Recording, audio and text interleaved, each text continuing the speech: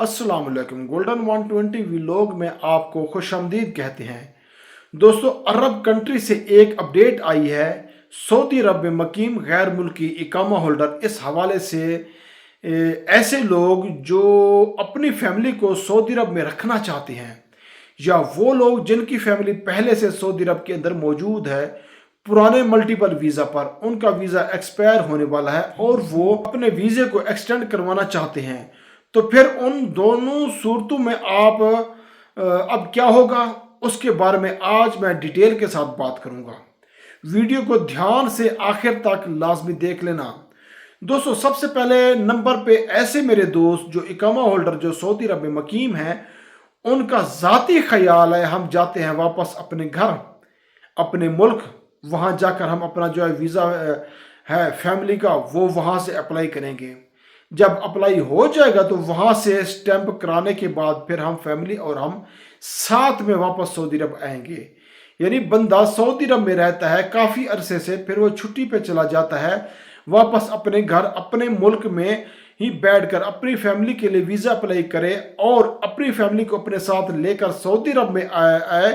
तो मेरा उन्हीं लोगों के लिए एक खुला पैगाम है, आपका वीज़ा रिजेक्ट हो जाएगा, 100% रिजेक्ट हो जाएगा।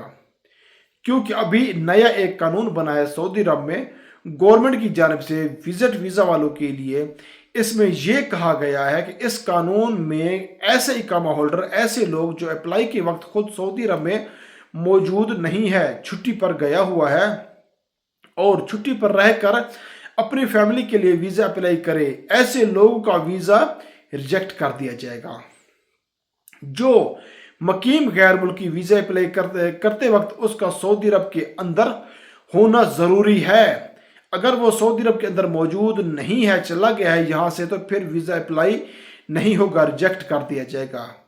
नंबर 2, ऐसे दोस्त जो इकामा होल्डर हैं उनकी फैमिली सऊदी अरब में मौजूद है मल्टीपल एंट्री विजिट वीज़ा पर और आगे से उनका वीज़ा एंड होने वाला है, एक्सपायर होने वाला है।